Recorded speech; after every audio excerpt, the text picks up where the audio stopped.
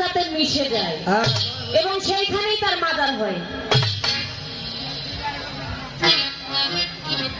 আপনার ফকির আমার শরীয়তে ইবাদত করতে করতে তার প্রাণ পাখি ত্যাগ করে, সেইখানে তার মাজার হয়।